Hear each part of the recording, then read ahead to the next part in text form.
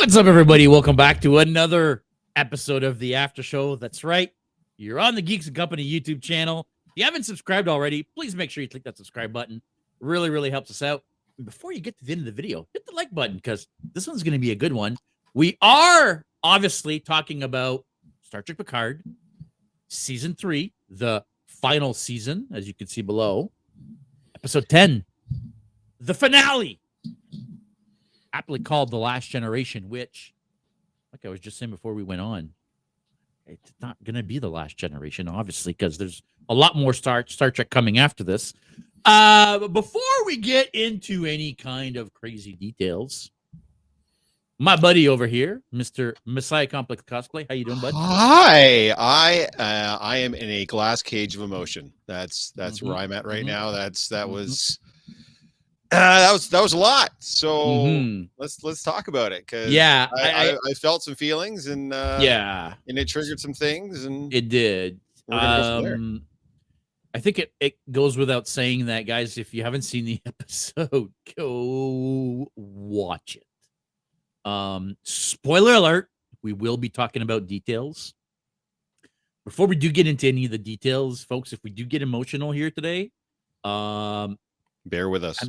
Bear with us. It is what it is, because this is bawled my eyes out again. To now. This is, you get payoffs for all of it. Yeah. It's for sure. Yeah. I bawled my eyes out. I again, something we were discussing before we went on the air. I'm a little angry. I'm a little upset.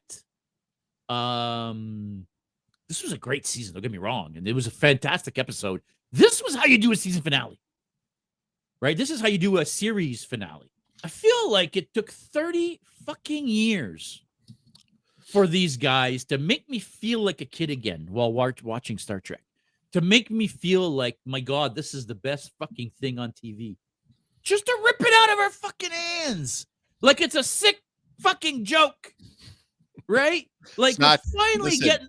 It's not good. It's not good when you bottle up these emotions, JS. You got to really express yourself and tell me how you're feeling and what's going on.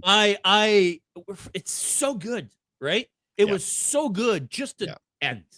Yeah. Right? Just to say, that's it. Yeah. Or is it? Well, that we definitely have to talk about, and we will get there. But I want to say, just off the bat, right off the hop, before we get into the details of the episode, I think I mentioned this before on one of the earlier ones. Jonathan Frakes, who plays Captain William Riker, and has been in more versions of Trek than anybody at this point. And also does a lot of work behind the scenes on most of the Trek shows. He has written and directed, director, writer, pretty much, I think, producer, every version of Trek that he's been involved with. Yeah. He said in a recent podcast appearance he had on the Inside of You podcast with Michael Rosenbaum that shooting this season of Picard felt a lot like shooting First Contact. And I feel like First Contact is the last time we got this level of Trek with this crew. I didn't mind Nemesis. I didn't mind Insurrection, but they were not First Contact. First Contact was the last best next gen movie, and this now is the last best next gen movie, in my opinion. But do you think for him it felt like First Contact just because of, well, the scenario? No, the fact that it's the Borg and they're on a Borg ship and the Queen, and possibly what he said on the podcast, and I am paraphrasing, is that he hadn't been this excited, he hadn't been this amped up, he hadn't been this emotional about the gathering of the crew as the last time he got this emotional about it or this amped up about it was First Contact. So, and that's what this season, we've talked about this before, this season felt like the last movie, only instead of a 2-hour film, we got a 10-hour film, which in some ways was good because it let them really take that main story arc and stretch it out in long form television. And in some things, maybe not so good. Some things I feel like we're drawn out a little bit too far, mostly the whole mystery surrounding Jack and not his birth, because we figured that out pretty much right away, but what was going on with Jack. But all in all, this was a 10-hour love letter to TNG. That's really what this was. It was 100%. And especially like by the time you get to the end of the episode, and this is a feeling that I had today while watching the episode. Does the ending make Vadic feel like a throwaway character? Yeah. How important the character was and how good the character was in the first half of the season. Yeah, And it feels like definitely it definitely lessened her impact, and it kind of made Vadic what Vadic ended up kind of really being at the end of the day was just a just giant a red pawn. herring. Just a giant Yeah. red herring, basically. Like she was just the tool behind the true motivator. Yeah. So I mean, a nice part about this episode is this episode wasn't exactly, I don't want to say it wasn't complex because there were a lot of complex emotions for it, but I mean, this jumps right in where we left off. Yeah. Yeah. They're on the Enterprise D. They're trying to locate Jack. They figure out what's going on. All of the starships are in the midst of attacking the space dock, by the way. Holy fucking shit. Mm-hmm. You're just seeing hundreds of phasers beaming or hitting into the space dock thing, photon torpedoes going off. The whole fleet is attacking the space dock, and it's kind of holding its own. Yeah. A la Deep Space Nine during the Dominion War a little bit. Yeah. Right? Somebody that must have makes given a you some comment. flashbacks. 100%. I mean, Yeah. that was so cool. And somebody makes a comment of planetary defenses are down. Space dock is currently holding its own. And I was like, holding Right. its own. Yeah. There's like 300 ships there firing at it. What's And going on here? Just to make sure that the fan servicing Easter eggs are not forgotten about, because we've gotten so many, we then get the voice of Anton Chekhov, the current president. So I don't know if he's the president of the Federation. Is that what he said? President of the Federation? So let's go back to the beginning. Before we even get Chekhov, they changed the intro for this episode. They did. And it's no longer the Titan. It's the ship that draws out the symbol. It's the Enterprise D. And then it's the Borg. Cube yeah. in the background. It's the Borg music and the cube and the lasers. Oh, and, the exact Borg music cue from First Contact, no less. Yes. So yes, that was very, very cool. So that was neat. And then we get Anton Chekhov, who was the Chekhov. son of Pavel Chekhov. Yeah. And that has to be Walter Koenig's voice. I haven't looked it up yet, but that is 100% Walter Koenig's voice. Walter Koenig played Chekhov on the original series and throughout the original series cast movies. And he does call himself President Anton Chekhov. President of the United Federation of Planets. And he references his father, and he even does a little bit of the Russian accent. As my father would have said, there are always possibilities. So it was, mean... Yeah, lovely right off the bat. That was amazing. Yep, super good. Great cameo as far as I'm concerned. I mean, it really sets the tone for the episode. Emotionally, gets you right from the first scene. The Enterprise then detects a Borg cube out by Jupiter. Mm-hmm. They warp out there, and they discover that the Borg hit a transwarp conduit in the great red spot of Jupiter. It's just sitting like in the gases of Jupiter. Mm-hmm. It's just chilling there. Meanwhile, back on the Titan, Seven and her bridge crew retake the bridge along with Raffi by using a really cool little feature that I've never seen them do before. Is they hooked up transport something or others to the phaser. So as I couldn't figure out what was going on, I thought like the Borg were beaming them out. Like, well, that's what I thought at first too. Yeah, I'm like, what is happening? Yeah. So as they're shooting them, it's triggering the transporter. So they're basically like beaming them off the bridge from a distance, and they beam them into another room, and they get locked in that room. And essentially they retake the bridge, but they still can't figure out a way to keep this fleet command thing from taking over the ship. The ship is still not there. They do eventually, but initially they're like, what can we do?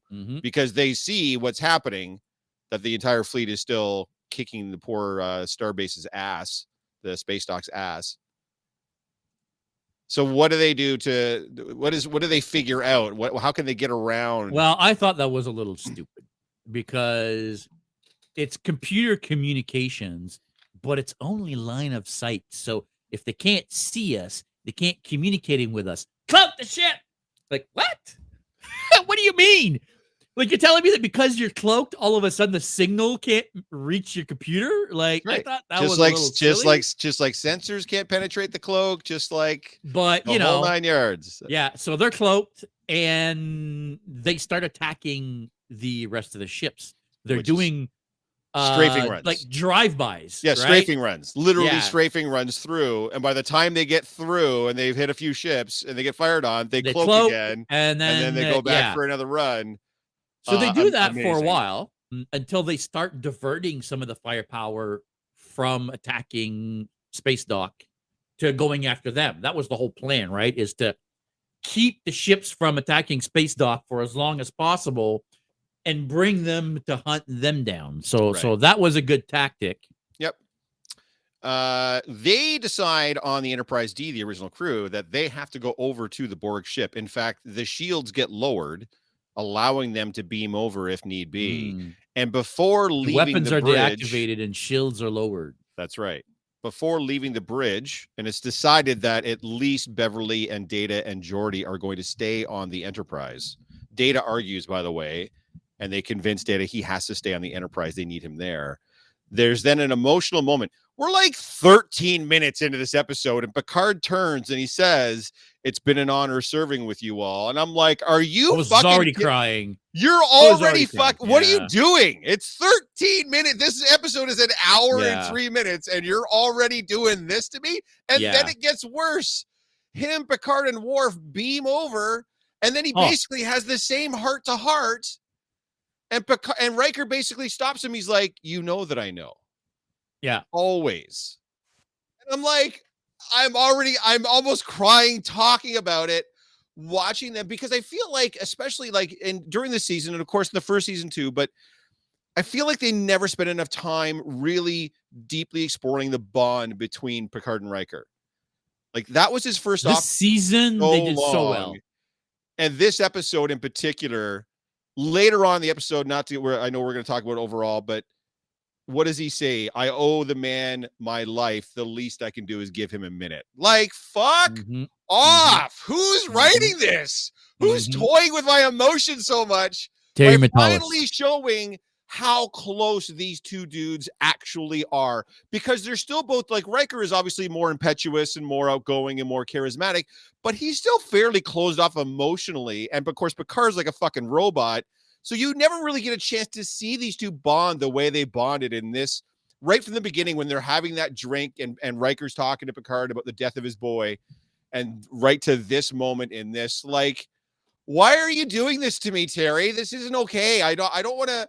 I just worked all day. I don't want to come home and feel all this stuff. I'm almost 50. I've spent all my life shoving these emotions down and not feeling them. And then they got to go and do this and just mess with me and make me feel like I'm 14 years old again. There was one thing though, when Picard says, I this looks like an invitation, right? Right. They've lowered their shields and they've turned off their weapons. This is an invitation. So he says, I have to go and beam aboard. And Riker says, "Well, make it 2 because I'm coming with you." And then there was the hole between him and Troy for a second. Yeah. And then Worf says, "And I will make it a threesome." And Riker's like, "Do you even hear yourself?" Like, the moments of levity they've done very, very well, because they haven't overblown it like they do. And forgive me, I know I've got some Marvel freaks out there. They haven't overblown it like they have in the MCU, where it's quip after quip after quip after quip. Just every now and then they take a key moment and then they lighten it just a little bit, and it's perfect. It's done very, very, very well. Again, bravo, Terry Metalis. Well done. So they decide to split up. So Worf and Riker are going to go and get the plans for the Death Star. Basically, they're going to get the plans, the schematics, to figure out where the beacon is that's transmitting the signal that's making this biological assimilation of the fleet possible. And Picard is going to go one level down and find his son, who we see in a very locutus manner. He essentially has the exact same. He looks identical to what faceplate looked like. Yeah. A little more of the armored look that the current Borg have, that they didn't really probably have the budget for back in 1989 when the Best of Both Worlds was on. But and of course we do finally get to physically see the Borg Queen, who is very clearly, and probably my only real beef with the episode, is very clearly not being portrayed by Alice Krige. It's merely being voiced and dubbed by Alice Krige. Well, are we sure that's not her? It is not. In fact, in the credits, it once again says the voice of the Borg Queen. So that is, and you can tell it's definitely, there's a couple of times where it doesn't quite line up perfectly. It's very, very close, but so mangled, right? Yeah. Oh yeah. She's so damaged and mangled, and she's got this crazy growth on this side of her body, and like they explain, and maybe we should take a second here and explain the why and what's going on, because when they get on the Borg cube, there's nobody. No Borg. There's no Borg. The few Borg that are there are just dead bodies, right? And that's what they said. You know, like I've never been in a situation where it's been too quiet and turned out all peachy. Like usually, if it's too quiet, that's not a good sign. We find out that the Borg are dying, that they're starving, that they're pretty much dead. That they're basically dead, and she's the only one left. Yep. And she goes into this whole rant about how lonely she was and how blah blah blah, and you know how she's basically cannibalizing the drones to stay alive. She's eating drones, right? It's basically what she's doing to stay alive. So that's why she's so deformed and grotesque and just looks like a monster, right? She's like, well, I assume too, because it's clearly the same Borg Queen that appeared in First Contact, and that Borg Queen had lost all of her organic matter. Well, it's not, because that Borg Queen's gone, right? She lost her organic material. They broke her spine. That version of the Borg Queen is gone. I just assumed because it was being voiced by Alice Krieg that this is supposed to be that, and that's why she looks like this, because she's basically had to put herself back together again. And cannibalize the Borg. I don't know. It's a little wibbly wobbly, timey wimey. Don't get me wrong. Well, that's the thing with the Borg Queen is I feel like that at the core there is one but many. Right. It's the whole concept of the Borg. They are one but many, and I feel like the Queen is the same, right? As in, you can kill the Queen, but you never kill the Queen. Right. But this is the Queen, from my understanding, because she's the last one left. There are no more Borgs until she reactivates a couple of them. And it's like, well, what the fuck? Like, what? Like, they're supposed to be dead. And then you just reactivate a couple to just, give Riker and Worf a hard time? Well, to be fair, like, you saw how big that ship was, and she gets to reactivate 2 of them. Probably the last vestiges of whatever's on that ship that would keep it going. That would, you know what I mean? But probably. Because that Borg cube was 10 times the size of any other cube we've ever seen. Massive. I mean, the Enterprise flies into it. Which before that, we get a great scene where the Borg cube starts to fire on the D. And Geordi's like, we got to take out these turrets if we want any hope of being able to last. And so they do this similar strafing run down the cube, and all these phasers and photon torpedoes are like just beep, beep, beep, blasting. And then there's a pause, and then everybody on the bridge kind of turns around and looks at Beverly, who did all of this tactical firework, and she's like, a lot's happened in 20 years. Because Geordi specifically says you got to do it manually. And it's she's manual like, weapons. I got this, bitches. Like, hold my beer. Yeah, like a big bang, boom, beep, like she's just blowing shit up, and everybody's like, just wrecks it. Yeah. So that again, one little funny bit that wasn't over the top, that wasn't bashing us on the head with slapstick comedy. Yep.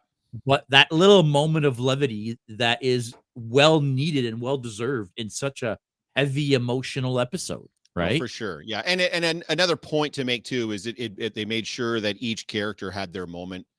And this was definitely Beverly's key moment in this episode, which was very, very cool. And then they figure out that to get to the beacon, they got to go into the ship. It's at the center. It's at the core of the cube. Now, this is after Worf gets a pretty cool moment, by the way. So these 2 Borgs do activate, and Worf gets out his sword and just starts like fucking sword the shit out of these guys after Riker basically gets taken out of the fight almost immediately. And when the 2 of them hide and Riker goes to pick up the sword, he's like, what the fuck, man? This is so heavy. I didn't know it was so heavy. But then Worf's like, check the handle. And he picks out a phaser. And Riker's like, you've had this phaser the whole time? Why didn't you say anything? And Worf goes, swords are more fun. Fuck, come on. Yeah. You know what the best part about all of this is because they're all still super close friends, you know how much fun they're having just shooting. Like, if you take yourself out of it for a second, The actors are having so much fun with all of this. And you can tell. Absolutely, It you can tell. comes across in the characters, Absolutely. right? And I For feel sure like it that's a does. big part of why this season's been so good. 100%. Because they're so close and there's such a dynamic between all of them on the personal level, right? On a real outside of Star Trek level, that it comes across as their family, right? It really reads as they're having fun and they're a family and they've got each other's back and they're going to do this and they're going to die for each other. And they say it a couple times, right? Like even Worf at one point's like, you know what? This really is a good day to die. He was like, there was a moment where I was worried we might survive this thing. So, you know, so good. there's a lot of action going on the Borg cube, but ultimately they need to fly to the core of the cube to destroy the beacon or whatever it is.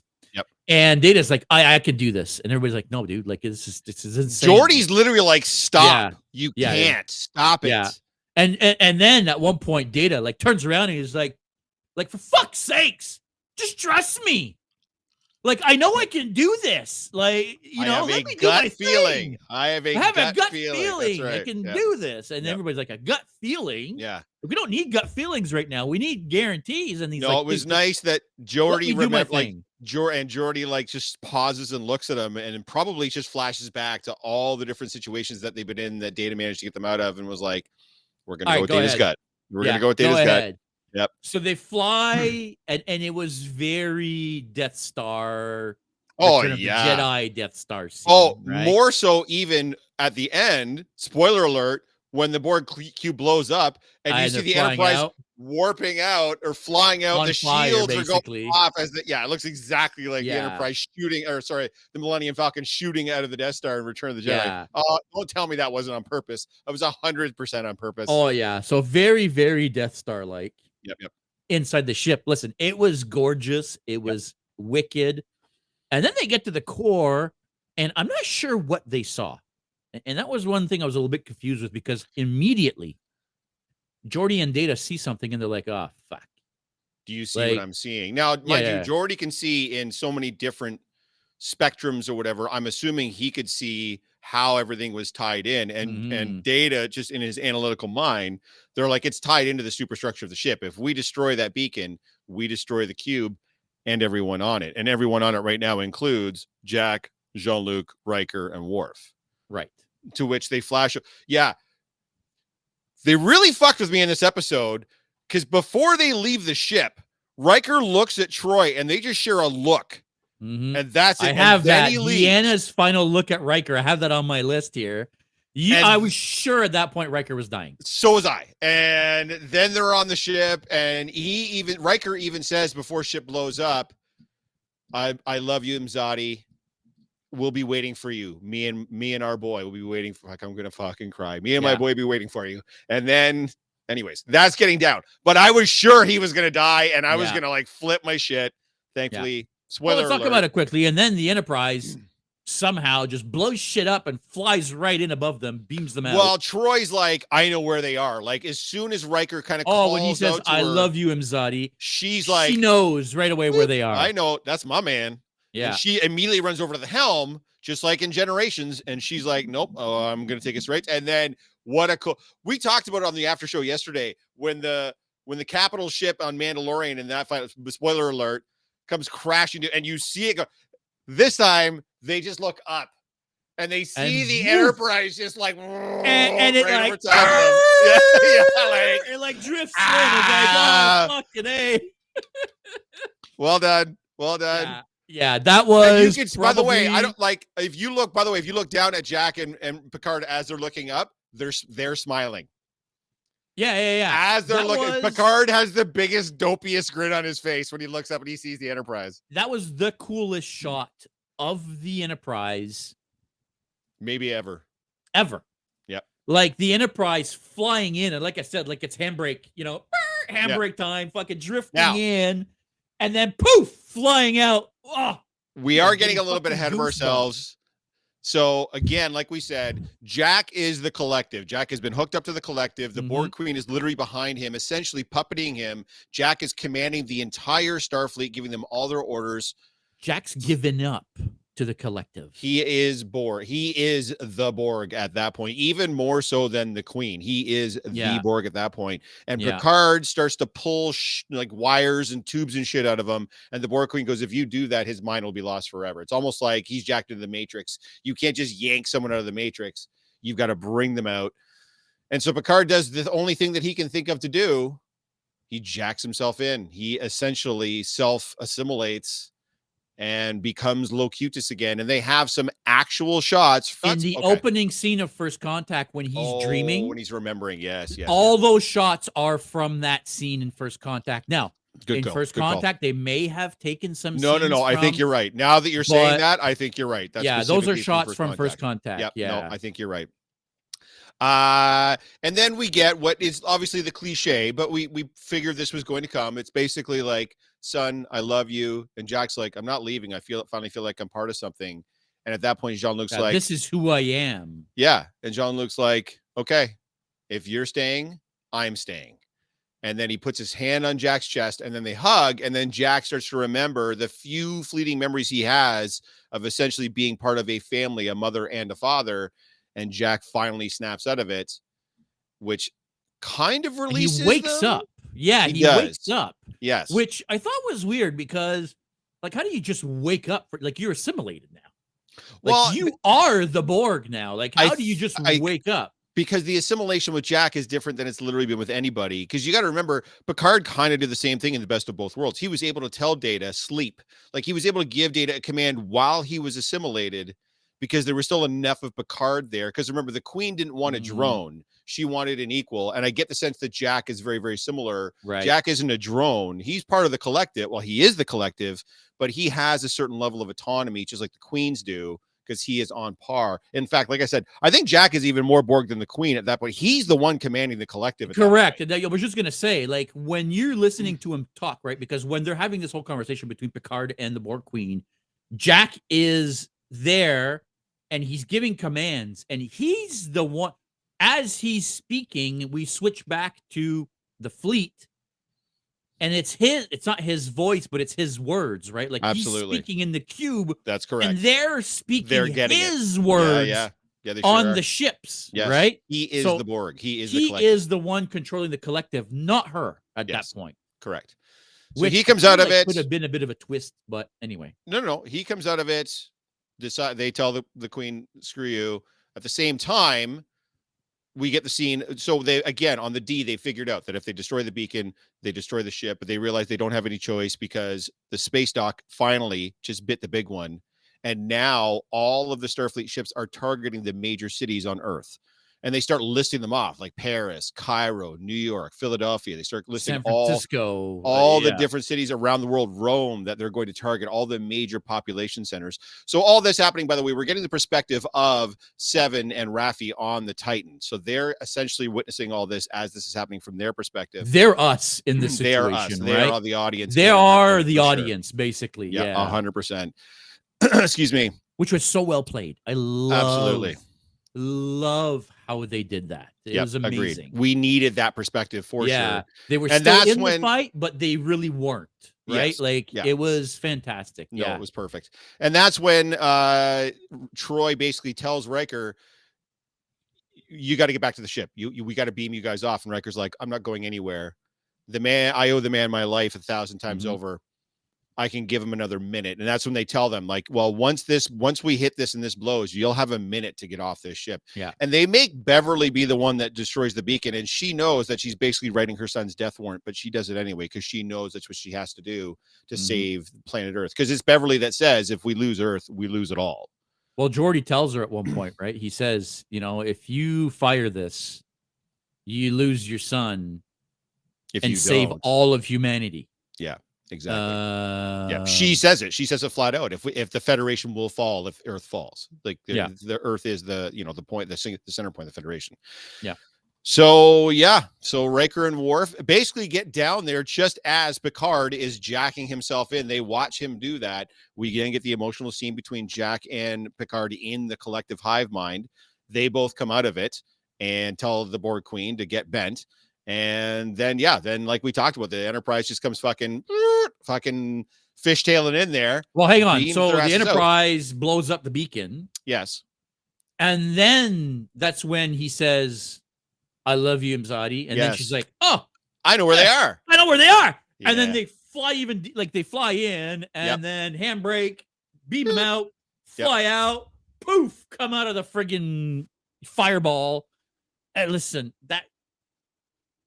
one of the best action sequences, and I know Star Trek isn't supposed to be an action show, right? It's supposed to be social commentary, but holy fuck, like that was craziness. Come on, man. The best episode ever was The Best of Both Worlds, and that was all kinds of there you go. So when it's done right and it hits you at an emotional core, that's what the action's supposed to do. The action's supposed to drive the story, not the story driving the action. And that's what I feel this one did. 100%.